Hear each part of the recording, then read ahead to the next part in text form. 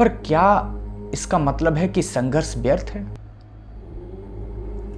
आपके मन में सवाल आ रहा होगा कि जब आप सब कुछ शून्यता में मिला दे रहे हैं तो क्या संघर्ष जो हो रहा है वो व्यर्थ है?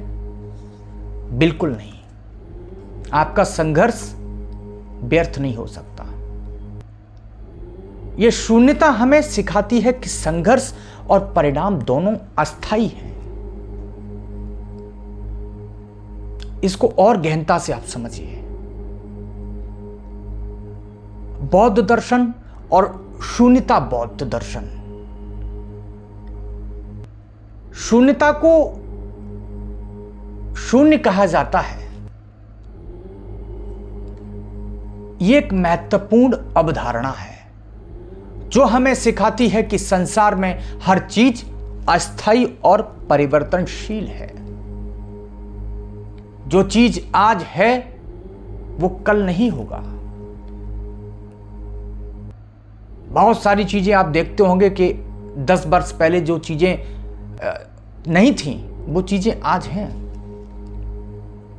25 साल पहले ये मोबाइल नहीं था, फेसबुक नहीं था, यूट्यूब नहीं था, आज है। जब हम किसी भी चीज के लिए संघर्ष करते हैं तो हम उसे स्थायी मान लेते हैं।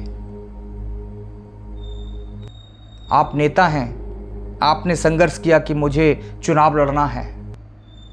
आप व्यापारी हैं, आपने अपने ब्रांड को बहुत ऊंचा बनाना है, आपने एक लक्ष्य बना लिया और आपने उसको स्थायी बना लिया। ये भाई इस पर ये तो स्थायी है, ये बदला नहीं जा सकता है। लेकिन वास्तविकता वो नहीं है। आपके मान लेने से कुछ नहीं होता है। वास्तविकता यह है कि सब कुछ नश्वर है, नश्वर। अगर हम इसको बुद्ध की दृष्टिकोण से देखेंगे तो शून्यता हमें यह सिखाती है कि हम किसी भी चीज के प्रति हमें मोह नहीं रखना चाहिए, क्योंकि वह चीज स्थायी नहीं है। जो व्यक्ति शून्यता को समझता है वह जीवन के संघर्षों से मुक्त हो जाता है। 2-3 और छोटे छोटे उदाहरण मैं आपको दे देता हूं। जब मोह की बात आ गई है, आपने देखा होगा कि बचपन में जब आप मेला में जाते थे तो आपको एक छोटा सा खिलौना पसंद आ गया, आप लेके आते थे, आप उसको स्कूल तक ले जाते थे अपने दोस्तों को दिखाने के लिए कि कल हम मेला गए थे, यहां पर ये बहुत प्यारा। आप उसको रात में सोते वक्त भी उसी चीज को लेके पकड़ के सो रहे हैं। आपको उस चीज से मोह था, लेकिन वो चीज स्थायी नहीं थी।